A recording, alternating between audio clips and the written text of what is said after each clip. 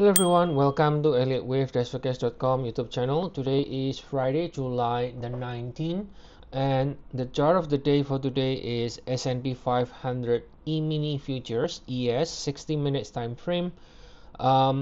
We can see right here that we are looking for, actually I'm going to move the invalidation level here.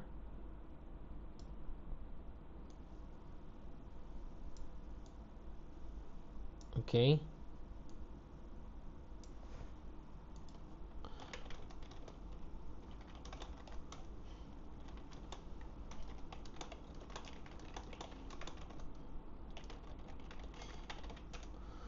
And we can see that it just recently did a 3 waves pullback, right? So far we got reaction, but the reaction is still not that much, but at least it did get some reaction from where it was supposed to get, which is the 100%. 3 waves pullback, reaching 100%, C equal A, and then starts to react higher, right? Now the idea here again, remember, is to understand what the right side is, and then to trade always in the direction of the right side by in this case, if the right side is higher, then by buying pullback every time you see a decent 3 waves pullback. Now obviously this is what I consider to be a decent 3 waves, very clear 1, 2, 3, and then that's why if you did that strategy, then if you bought it here a few hours ago, then this position could be already safe. I mean, even though it's enough separation from the low that if you want, you can start moving stop loss to the entry level.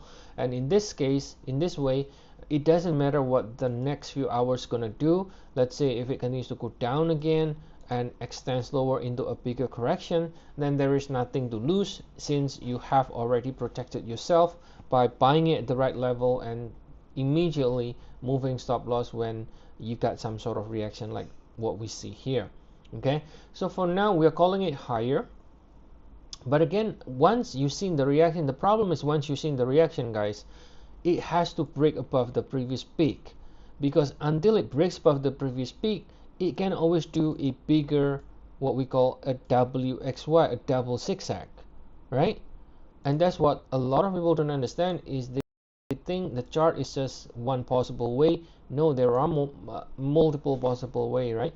In this, so the key here is to understand that when we are actually entering the market, it is not really in the same. Let's say you're trying to chase this versus you enter it here, that's not the same risk, right? Because when you enter here, this will be the area where you have a extreme area, 3 swings pullback measure from the peak, and so the chance that it will react is higher than, let's say, okay, I didn't do it, I'm gonna do it now. But when you do it now, there's no guarantee it's going to extend out, because it can do a double zigzag now.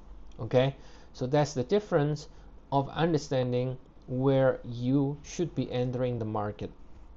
Okay, now, so there's no question we might even do a bigger pullback, no question about that. We could even be doing a bigger pullback, but at least you notice here a clear 3 swings, at least you get a reaction. So if you enter in the principle of, okay, 3 swings, clear 3 swings, 100%, then at least you get a reaction, at least you can protect yourself immediately once you've seen the reaction, right? Now I'm gonna look at the larger time frame to give you an idea why the right side continues to be bullish.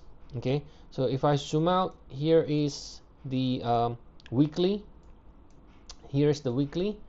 So you notice here that this is the 2020 low, right? This is 2020 low, the COVID-19, and you can see we rally here. Is a very clear 1, 2, and then extends higher, right? I mean, there's no mistaken that this is a 1, 2, right? And then 3 higher. Now it doesn't matter how you want to label this, right? You can label this with 5, whatever wave you want to label it, like 1, 2, or 3, 4, 5, depending on how you want to label it, right? But the fact of the matter is, this move up has not reached the 100% extension. If this is a wave 3, it can go all the way up to 7,777. So I'm talking about weekly time frame here.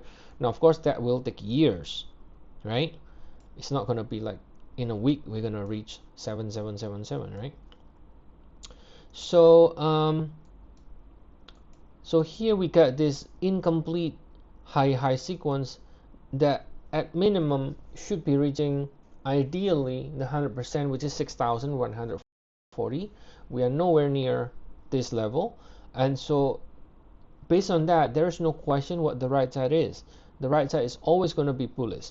Now in reality, in the shorter cycle, it is possible that the correction is actually not just a simple lower degree correction.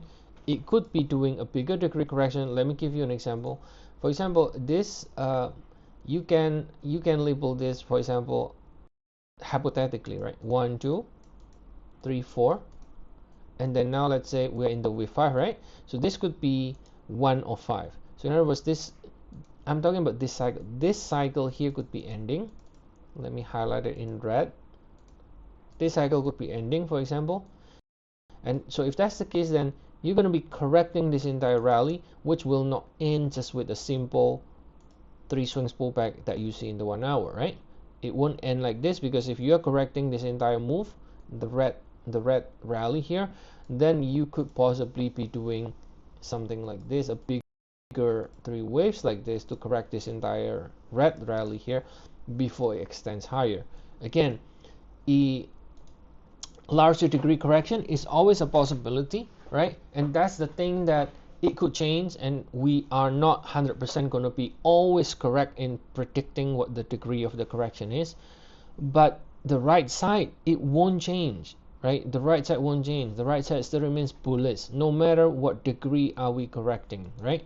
And since you know the right side is higher, the basic principle is you don't try to pick the top, you don't try to short sell. Yes, it can do a bigger pullback, but if you keep trying to pick the top, if you keep trying to short sell, the chance you're going to get wrong is a lot higher. You're going to continue to get stopped out, because it continues to make new high most of the time, 95% of the time that you're trying to short sell, right? That's why it just, knowing the right side basically already allows you to eliminate what you shouldn't be doing. I mean, you already know what you shouldn't be doing, so then you eliminate that possibility first, and then you just focus on what you should be doing, and then find ways on how you do it. Now in this case, again, if you did buy this, then position should be safe. Then now let's see if we can actually still extend higher from here, or we're gonna fail after, you know, maybe a few more high, gonna fail and then turn slower again. Now if that's the case, then we're gonna check out again where is the next possible support zone, and we understand if that's the case, then we can be doing a bigger pullback. Not really in the end of the world, not really gonna be super bearish or anything, but it's just gonna be a larger degree correction. And we're gonna identify again where the next support area will be. Okay, so that's the update here for today, and as always, if you want to get more regular updates on ES or any other indices, Forex, commodities, feel free to check our service. We have 14 days trial, and the link is in the description of the video. See you all again next time, and have a nice day, everyone.